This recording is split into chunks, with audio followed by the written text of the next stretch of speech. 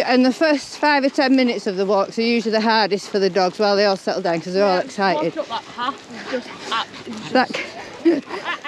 and that kills me, that. Walking up the steps. Did he? Good girl, Moo. Well done.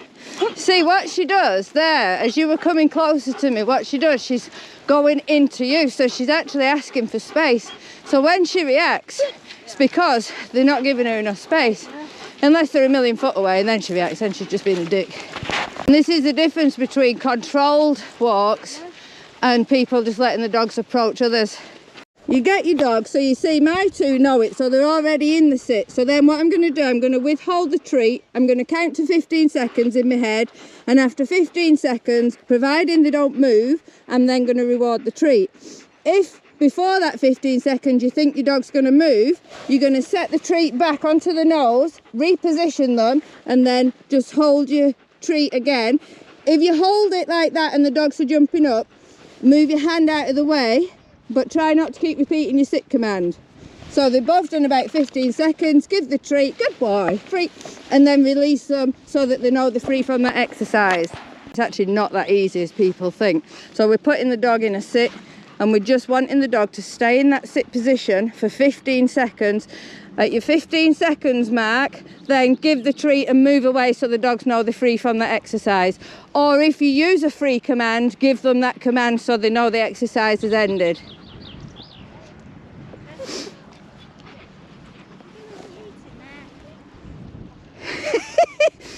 Betsy might want to do a 15-second roll over. Good. Now he's focused.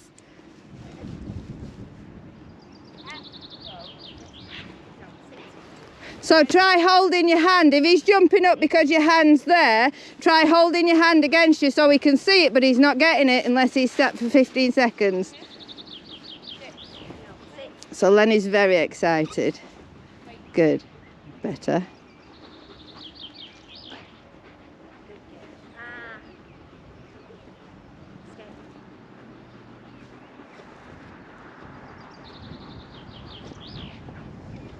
Beautiful.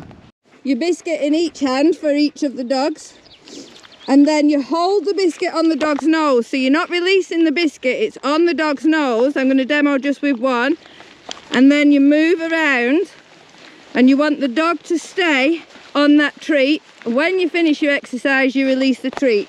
I'll show you again with Tucker. Treat on the nose, doesn't matter which way you move, just move around.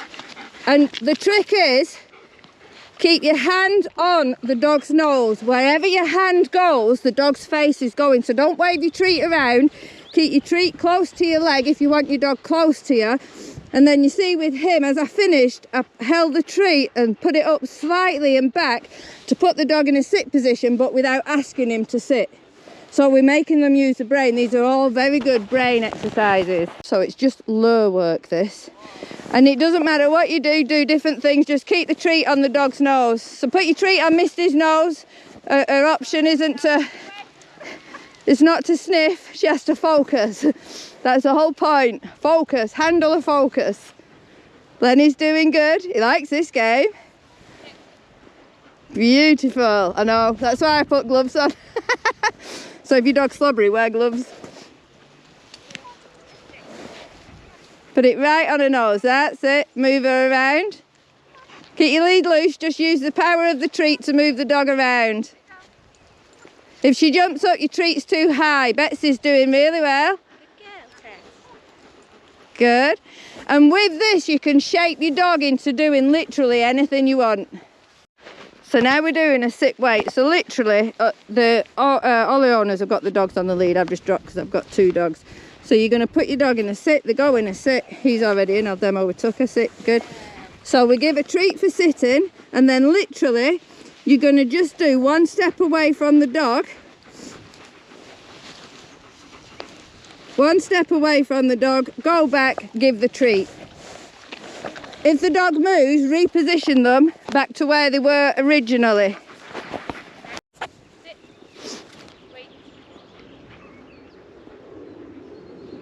Beautiful.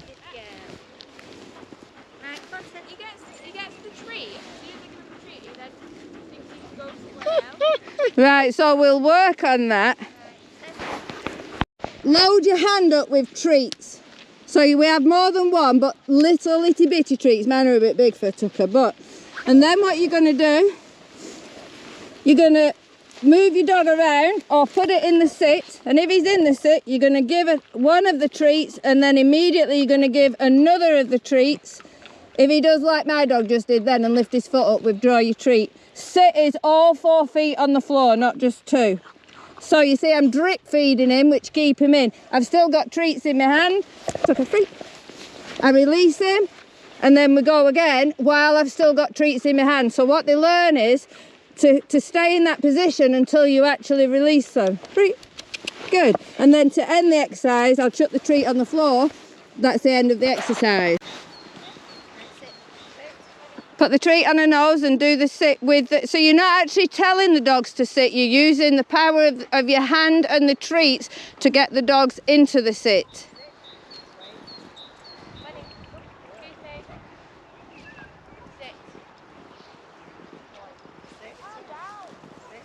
And then give the treats, drip feed her.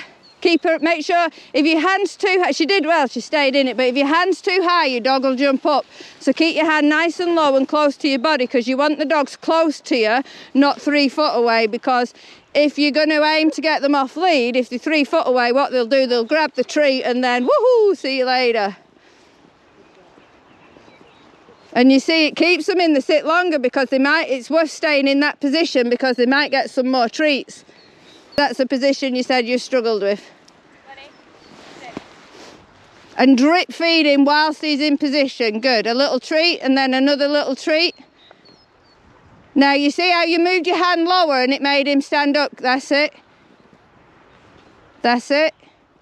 And then move back. Whoop, mind the clumps. And then reposition him in the sit again using your treats. So put your treats on the nose. He has to focus more on your hand than the floor. Hiya. Good. Good. Better. Move away. And then they learn to stay in one position for a longer period of time. Because a lot of dogs just go in position till they've got the treat and move. So they're combining now a bit of lure work with the sit, and we want them to hold in the sit position. Good, good. Good. Lenny loves the lure work. Put your hand right onto her nose with the treat. It's too high up for her. Good. Beautiful. Yay! See? You did it. Treats, what everybody does, they all go wrong because they fade the treats out too soon. So they tell the dog sit, the dog sits, they give the treat, right, the dog knows sit. No, it doesn't. It knows sit for the treat, but it doesn't know sit as a word. So this is where you build up. Good, with Misty, good. Now watch your front feet coming up. We don't want to encourage that. We stop that habit. So some of you may remember Misty from last year when she kept jumping up the back of your legs. Beautiful. Beautiful. So, well, I was going to say, you were really nervous when you came, and you were really nervous. Are you feeling more relaxed now? Yeah. Like I say, it's a new class, and it's just a case of teaching dogs to focus more on you than dogs or people in the environment. Right, wait. And of course, they both have the same commands. Wait. So, with him, I'm just going to move around.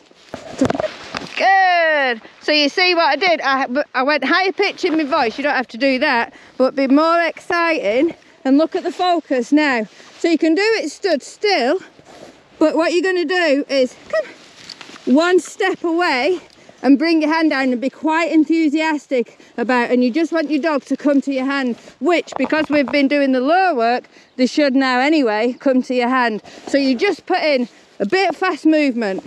Bump. Good. Flick up. Good.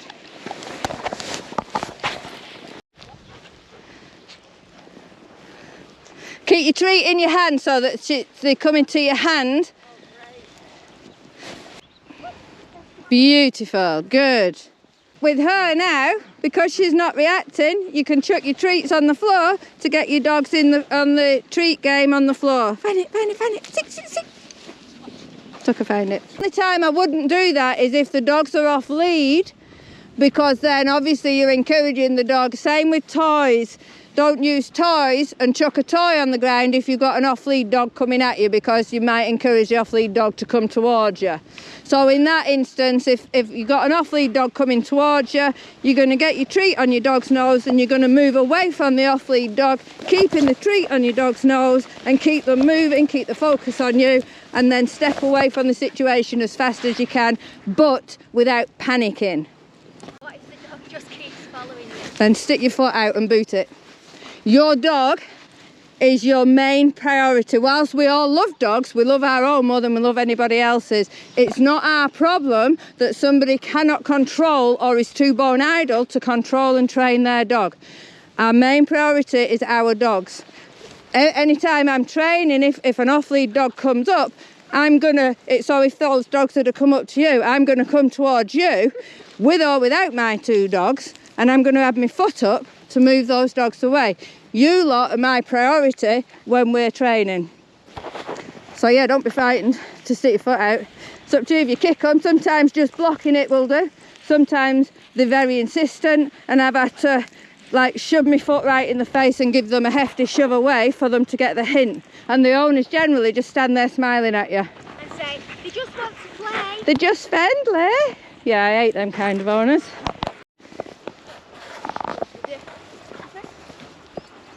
Good. Because you're becoming fun. The faster you move, the more fun you're becoming to your dog. The less anxious your dog's going to come. Put the treat on the nose. She was doing good. That lady what missed his light all the time. Oh, she was a nightmare. First time I met her, you'd walk her and she'd be up the back of your legs, scrambling up the back of your legs. That was so annoying. She'd be screaming and barking at everything. Even if you're a speck in the distance. Yeah. You can see she's wary, but she's doing well. And again, this is what these do. These kinds of lessons, they build up focus and confidence in the handler and the dog. If you have a nervous dog, you would generally have a nervous handler with them. So the more confident the handler becomes, the more confident the dog becomes, the less reactive your dog is, because you're like, no, I can deal with this, come on, let's go. We're stepping away. Yeah, the dog was there, she would have reacted. So she came down here and she just sat there. And you're going to find we're going to get a lot of people, and people may stop and look what we're doing, because I'm not usually in this particular area. It's focus. You're getting the focus. Again, the whole point of this is get your dog to focus on you rather than what's in the environment. Do you think they're a bit tired as well now, because we've been doing well, mentally, we've asked them. Yeah. Even this is good for your recall. I know they're only on a 4-foot lead or whatever length lead, but that's how you start. Because if your dog won't come back to you on the length of a normal lead, it's never going to come back to you, especially with a distraction. It's never going to come back to you with 40 foot or 60 foot of distance or more. So everything has to be started on a lead, and if he does good, then you can lengthen your lead or go onto a long line, practice it. We did it with her yesterday. She's really good until there's something, and then it's all out the window. So I'm giving mine a bit of off lead time, but I've come right out the way of the others. They're not a million miles away, but I've come enough out the way so that mine aren't going to go back and they're not going to worry other people. They're all doing good. Give lots of space. So anytime we get a dog coming, we always try and give our dogs lots of space. Wow. So let him hold it and do the tug game with him, but it drags your arm around. Watch this now, to hear her breathing. But she's not doing. She's doing really well, isn't she? Look, she's like, oh my God, there's a dog over there, there's dogs here, there's dogs everywhere. But she's doing good. So how have you found it? You're all my guinea pigs, so have you enjoyed it? yeah, it's been good. Good. And if I'm to advertise it, £15, is everybody, so if I'm to advertise it and keep it going, is £15 good price with everybody? You feel that's good value for money? Yeah. And you've all enjoyed it? Yeah. Can I just ask, why did she do that then? What did she do? Did that. So why? What was I didn't see. I'll watch back on video. I didn't see what she did. What? I don't understand, because I thought there was somebody coming there. Did you panic? No, I just give her the treat, but I just didn't know what triggered Was it. she snatching for the treat? No. What did she do? Put her paws. No, she does that. A stomp. Oh, right. Yeah. I hope you've not got that on video. I'm videoing right now. We've all got to see the stomp. We all missed it. That's why I said I'll watch back on video and see what she did. I didn't see. I don't know. You see what she does? See how she was trying to go behind you? She's asking for space. So when she reacts, it's because they're too close to her. Looks like she's got a Mohican. Oh yeah, yeah. That's uncertainty there. So put her in a different room when they come in and just let her into the room they're in and see how she does with that.